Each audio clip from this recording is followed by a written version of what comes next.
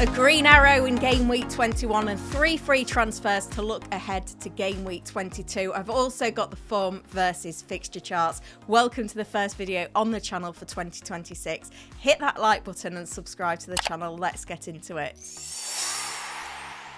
Starting off with how my game week 21 went then, it was 61 points and a green arrow. I'd been in free fall. I'd had 4 red arrows in a row, dropping from 375k to just outside the top 1 million, but I'm back in now in the top 900k, and I did have quite a bit of good fortune because Richards and Ekatike were no-shows, so I got off my bench Kanate with a 7-pointer and Calvert-Lewin with an 8-pointer. So those points there really bailed me out. I also had a clean sheet from David Raya in the defence.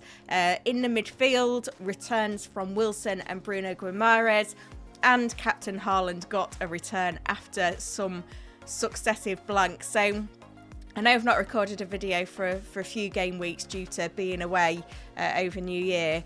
But yeah, hoping to get things back on track. I felt quite cocky when I was wildcarding in game week 16, but now I feel like these 3 free transfers are very much needed and quite a lot of things to look at attacking.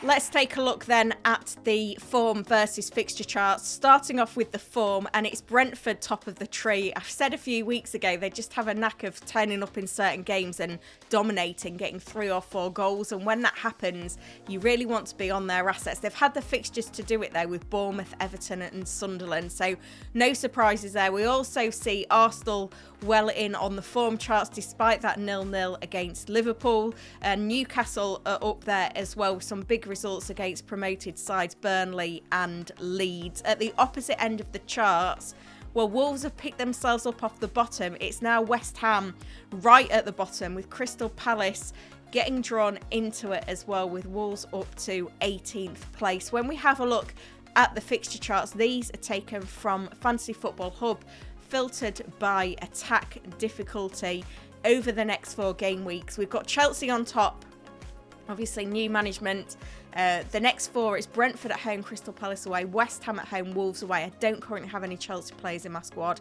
Then we've got Liverpool, we've got Burnley at home, Bournemouth away, Newcastle at home before the City game. Spurs in 3rd place with West Ham, Burnley, City and United. At the other end, Brentford on top in the form, on the bottom in the fixtures, makes it a real crossroads for deciding what to do with their assets.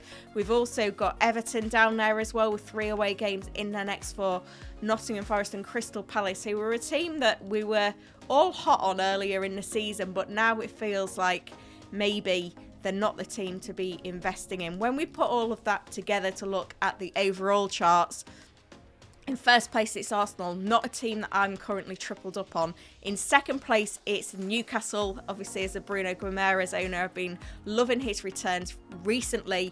And it's Liverpool in 3rd place, who I feel in my team I've got quite decent coverage of.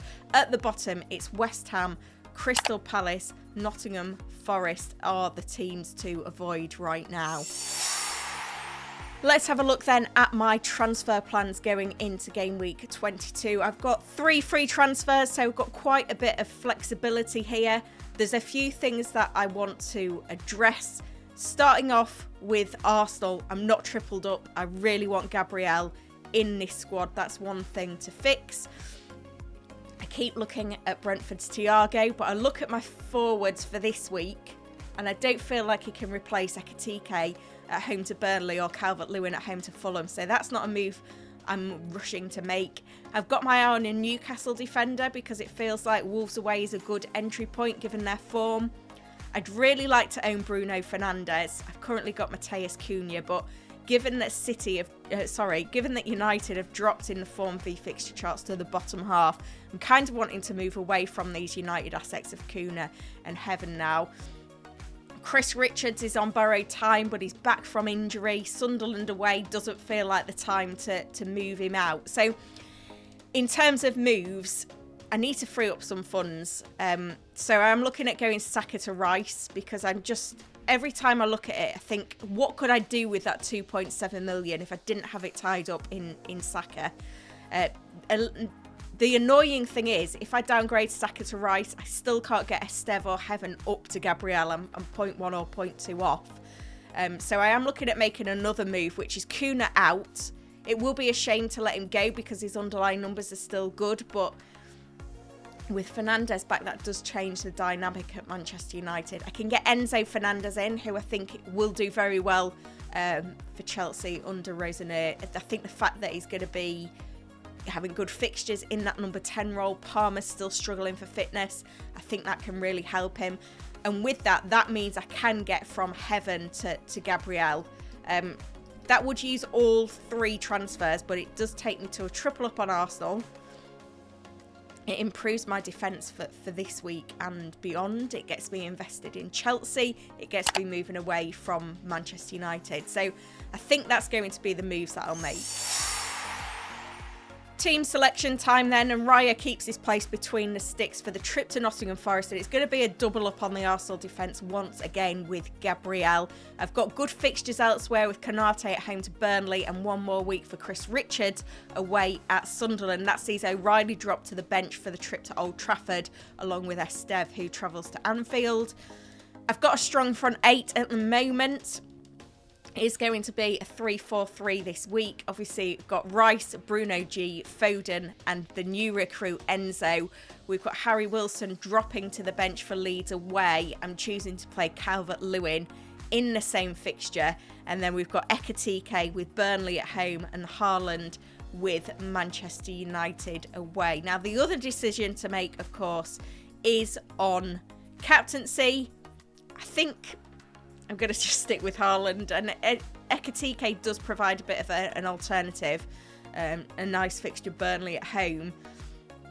But I think the fact that he's just coming back from injury just means that I'm not that convinced. Haaland is a lifelong Manchester City fan. He loves scoring against Manchester United. Historically, he's done very well in this fixture, so I think there's enough in there to think I'll give Haaland the armband. He's the best player in the league this season. I'm just having a quick look at his record against Manchester United.